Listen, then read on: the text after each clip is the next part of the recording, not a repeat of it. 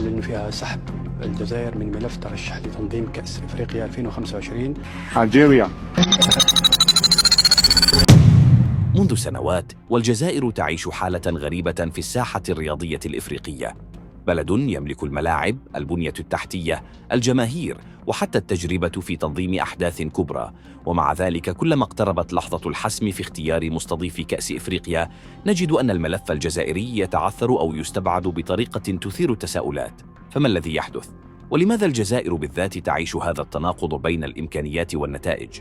إذا أردنا أن نحلل، علينا أولاً أن نعرض الصورة كما هي.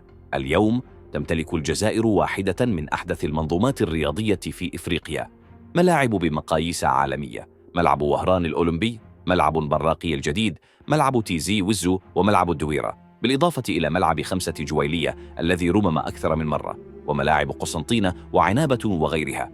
هذه الملاعب ليست مجرد مدرجات وأسوار، بل منشآت عصرية مجهزة بأنظمة إنارة حديثة، غرف تغيير بمواصفات الفيفا، وأرضيات معشوشبة بمقاييس دقيقة. أي أن الشرط الأول للتنظيم، الملاعب، موجود بل وربما يفوق ما هو متاح في دول فازت بالاستضافة.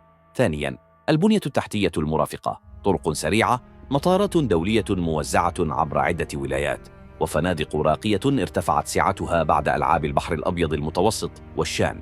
كل هذه العناصر تعطي الجزائر أفضلية من ناحية قدرة المدن على استقبال آلاف المشجعين والصحفيين والوفود الرسمية. ثالثاً، التجربة الميدانية. الجزائر ليست جديدة في التنظيم، لقد نظمت ألعاب البحر الأبيض المتوسط 2022 في وهران بنجاح كبير شهد له الإعلام الدولي، كما نظمت بطولة إفريقيا للمحليين شان 2023 حيث أبدع الجمهور والمنشآت في تقديم صورة راقية. هذا يعني أن الجزائر لا تعرض مجرد وعود على الورق، بل تملك سوابق عملية ناجحة.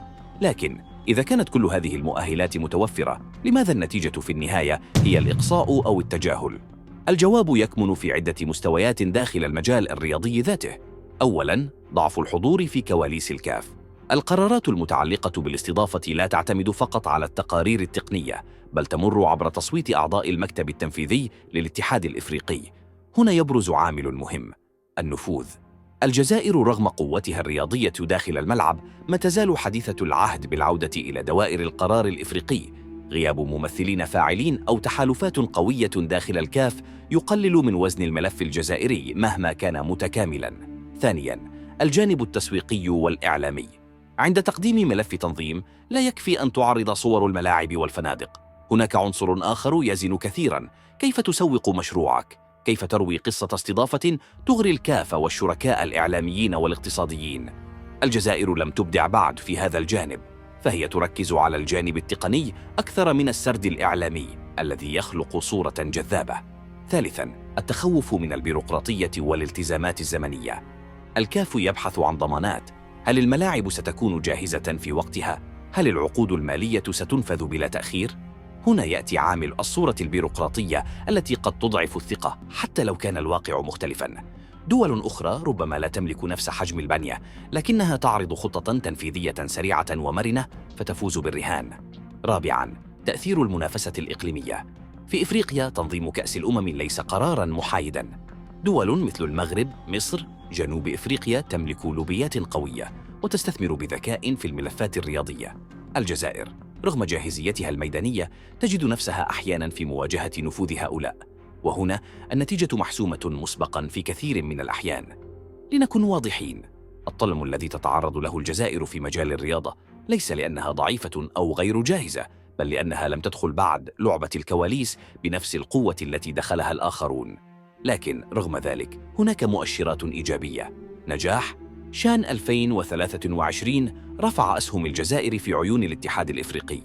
الجماهير الجزائرية أبهرت القارة وأثبتت أن البلد قادر على تقديم بطولة جماهيرية بامتياز.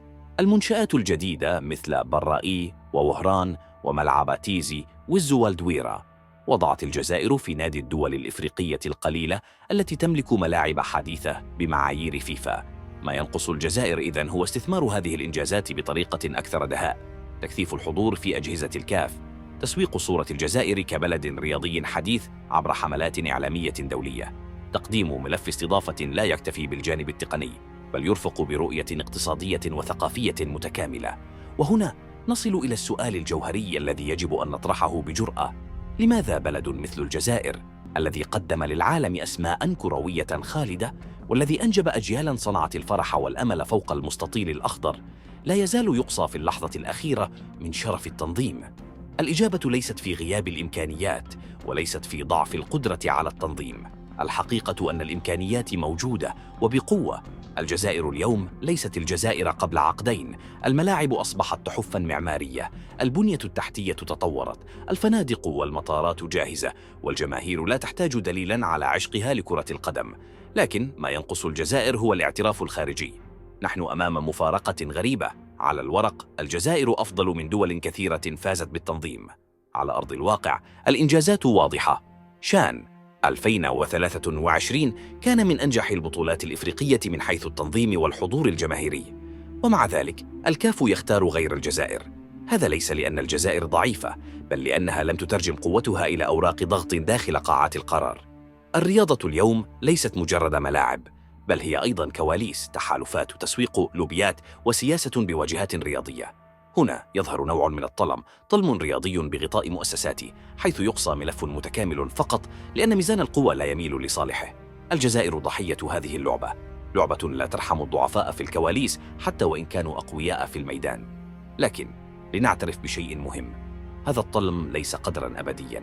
الجزائر قادرة على قلب الطاولة إذا ما استثمرت بذكاء في قوتها الرياضية. الجماهير الجزائرية وحدها ورقة ضغط لا تملكها أي دولة أخرى.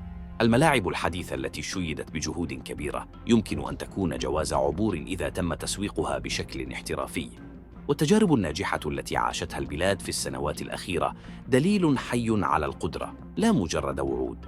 الخاتمة التي أريد أن أصل إليها هي أن الجزائر يجب أن تنقل معركتها من إثبات الجاهزية إلى فرض الاعتراف.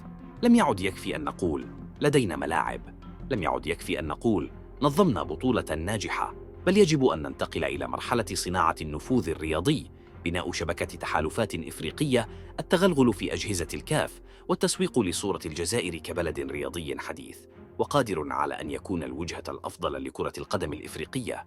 وعلى المدى البعيد هذا ليس فقط عن كأس إفريقيا، بل عن مكانة الجزائر في المنظومة الرياضية الدولية ككل. إذا انتصرت الجزائر في هذه المعركة ستتحول من بلد مؤهل دائما لكن مهمش إلى بلد فاعل ووزن قاري لا يمكن تجاهله. إنه الطلم، نعم، لكنه ليس طلما بلا نهاية. إنه التحدي الذي يختبر هل تستطيع الجزائر أن تجعل من رياضتها أداة قوة ناعمة لا مجرد لعبة شعبية.